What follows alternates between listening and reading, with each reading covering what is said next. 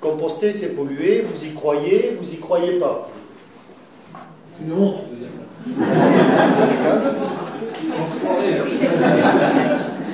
Vous avez besoin d'explications, c'est une honte. Autre réaction, peut-être tout de suite, à chaud. C'est une provocation. C'est une accroche. Une accroche.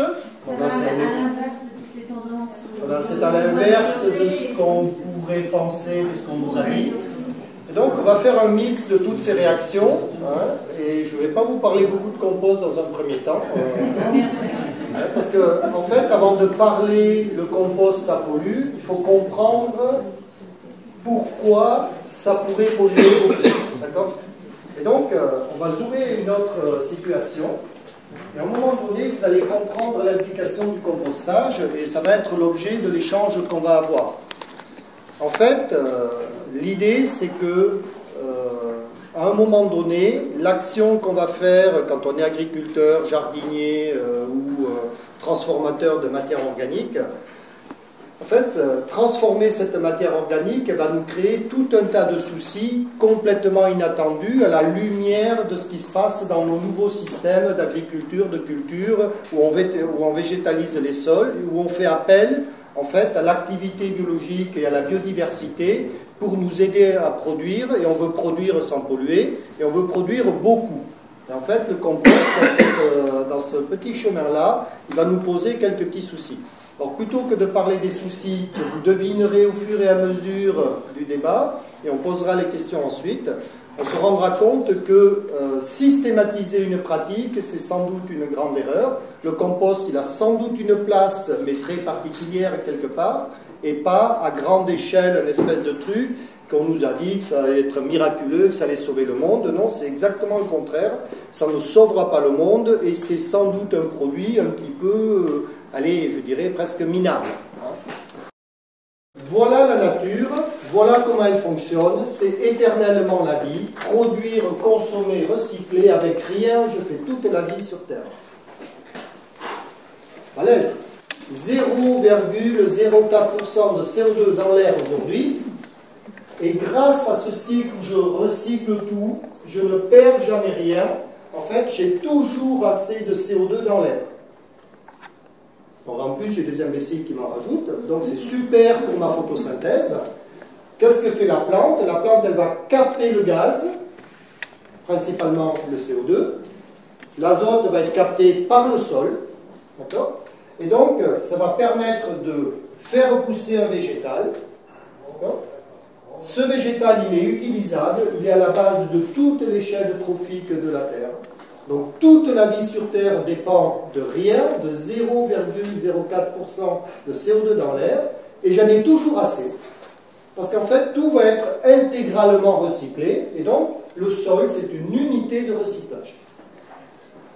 Et donc, il n'y a pas de compost dans la forêt, et ça pousse tout seul, et nous, on ne sait pas faire pousser quelque chose tout seul. Je vous mets au défi dans votre jardin de planter un truc et de rien faire, ça ne poussera pas. Ça ne pousse pas dans mes champs agricoles, c'est pas réserve. Donc, oui, on réserve, on fait des trucs, on fait en fait des trucs qu'il ne faudrait pas faire.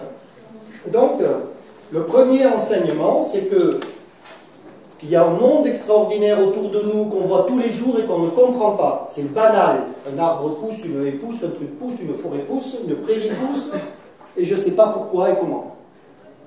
En fait, ça pousse parce que ça se recycle en permanence, et si je sais recycler le CO2 qu'il n'y a pas dans l'air, eh bien je vais y remettre en permanence, et donc je n'en manque jamais. Donc si vous voulez ne pas manquer de quoi que ce soit demain, il faut tout recycler. Point barre. C'est la seule voie possible vers la durabilité. La durabilité, c'est ce cycle-là qu'il va falloir copier dans tous les systèmes de l'humanité. Alors, je ne vous dis pas le défi. On n'y est pas. On parle de croissance, de décroissance, on parle de conneries. Hein? Et donc, il va falloir ouvrir, regarder. Hein? Regardez, qu'est-ce qui se passe là-bas? Et donc, on va y aller. Donc on parle du CO2, c'est un gaz à effet de serre, on doit tous mourir, le réchauffement climatique. Non, le CO2 c'est la principale ressource des plantes et on va l'utiliser plus on va utiliser le CO2 avec les plantes, moins on aura des soucis avec le CO2. Alors il faudra arrêter d'en envoyer, c'est sûr. Mais à un moment donné, on ne devrait pas avoir de soucis avec ce dossier. Comment ça marche? Une plante pousse, j'ai ma terre nue dans le jardin, un kénopode pousse. Oh, misère, misère. Je l'arrache tout de suite. Non, je le laisse pousser pour une fois. Et donc cette plante, elle est miraculeuse. En 3 mois, elle fait de la paille. De la graine et de la paille. Et elle devient haute comme ça. En fait, ce que veut faire la plante, c'est un truc très particulier, systématiquement une graine et systématiquement de la paille. Et cette paille, ça se repose au sol à ses pieds. Et donc, on capte le CO2 avec de l'énergie solaire, et puis, on va poser de la paille au sol, et cette paille, en fait, elle va venir nourrir 2 grandes entités, je dirais presque 3.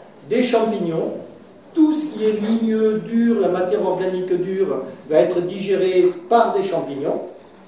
Tout ce qui est tendre, la cellulose brute, les hémicelluloses, par des insectes, principalement des vers de terre, mais aussi des bactéries.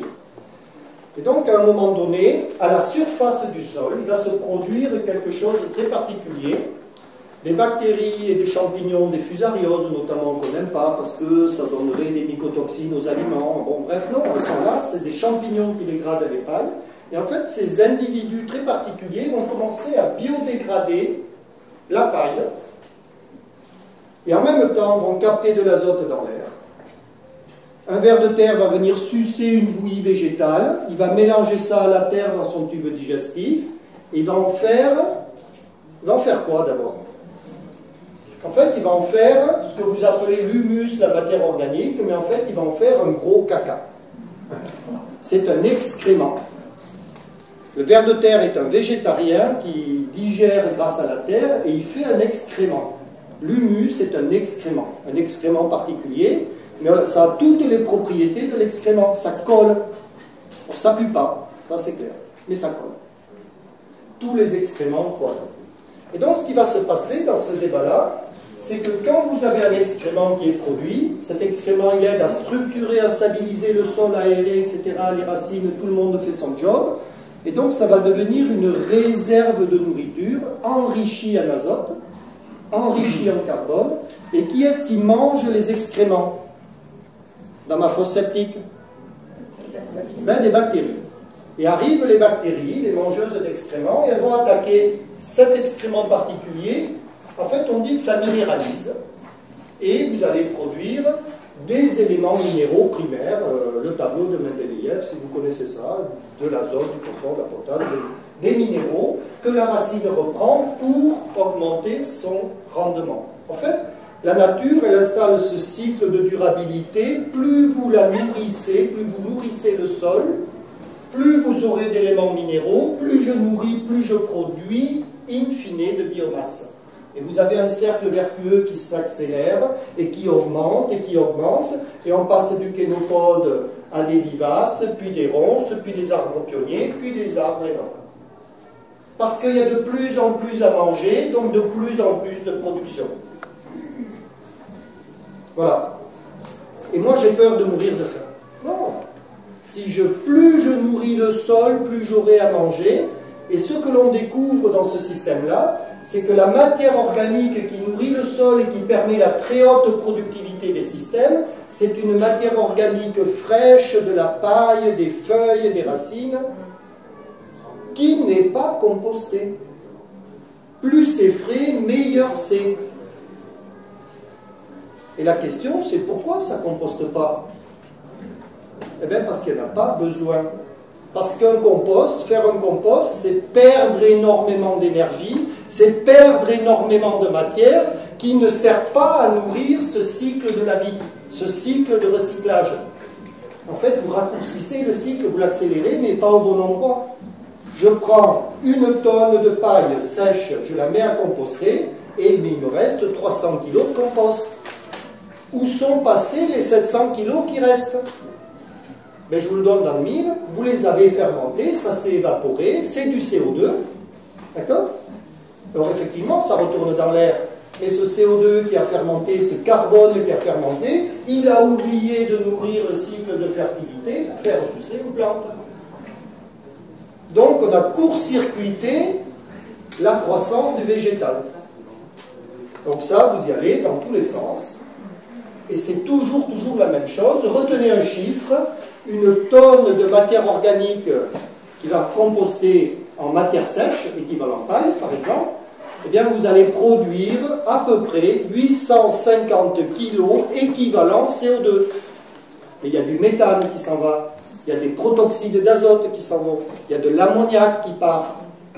Et donc en fait vous perdez du carbone et de l'azote qui auraient été hyper utiles pour nourrir tout le système et faire pousser votre végétal. Donc en gros, dès que je composte, je perds plus de la moitié de mes éléments nutritifs que l'activité biologique du sol aurait pu récupérer. Alors maintenant, on va continuer le débat. Les agriculteurs sont là-dedans. Et puis on s'est rendu compte qu'on pouvait, en fait, fertiliser.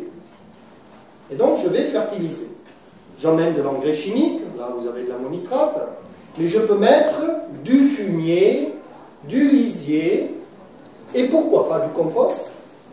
En fait, vous allez retenir une chose très simple. Tout ce que vous apportez qui a été transformé par l'homme, etc., c'est un engrais.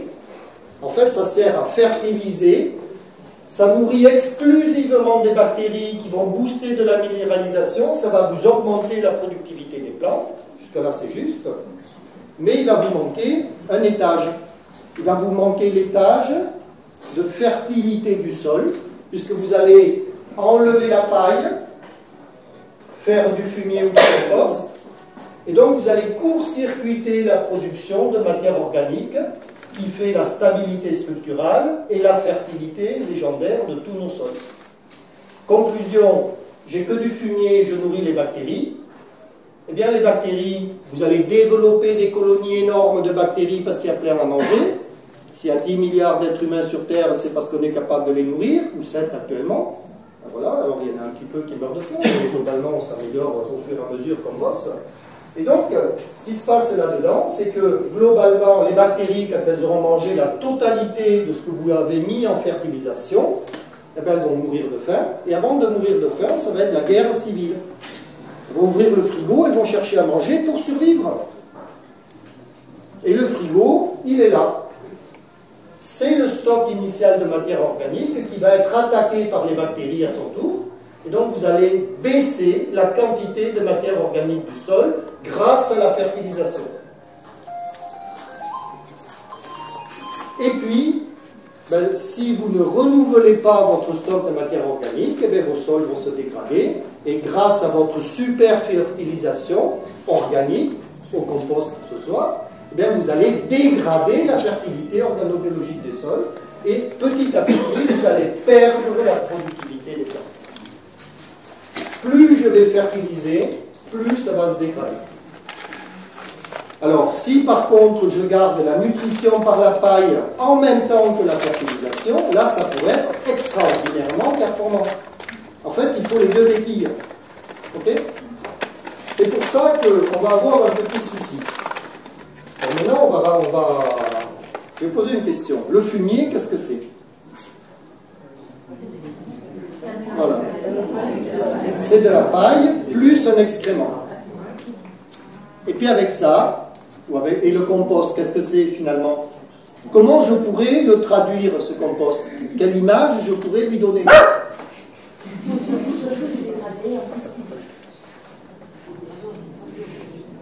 Donc c'est quelque chose en fait qui va fermenter et qui pourrait chauffer dans sa fermentation. Donc le pire, ce sont les composts qui chauffent et qui cuisent. En fait, vous allez perdre plus de la moitié de la matière, des fois les 2/3, en gaz à effet de serre. Donc c'est très polluant en termes de bilan gaz à effet de serre. Mais ce qui va rester, c'est quelque chose qui est cuit, qui est du charbon quasi inassimilable. Okay? Donc ça va mettre très très très longtemps à être digéré par des bactéries. Alors on vous dit que c'est super, pas sûr. Hein? Moi j'ai besoin de manger et de digérer rapidement pour être en forme. Hein? Et donc on est dans des systèmes où finalement On pense que l'on va nourrir un ver de terre, écoutez bien, avec un produit qui est de la paille souillée avec des excréments, alors que depuis 500 millions d'années, ce ver de terre, il mange de la paille non souillée par un excrément. Ok? En fait, c'est comme si tout à l'heure, vous alliez manger une assiette agroforestière remplie de merde. C'est exactement ça l'image qu'on peut vous donner. C'est pas très ragoûtant, c'est pas très adapté à la santé. Par contre, très bien adapté à la santé des bactéries.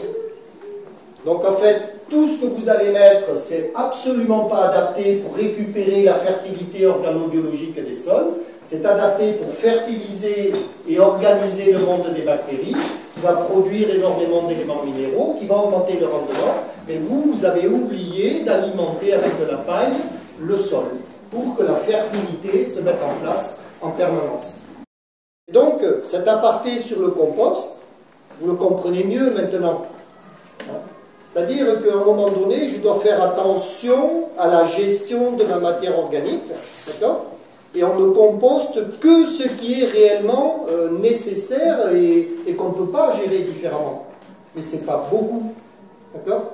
Tout le reste, c'est frais, fertilité, nutrition, biodiversité. Je vous remercie.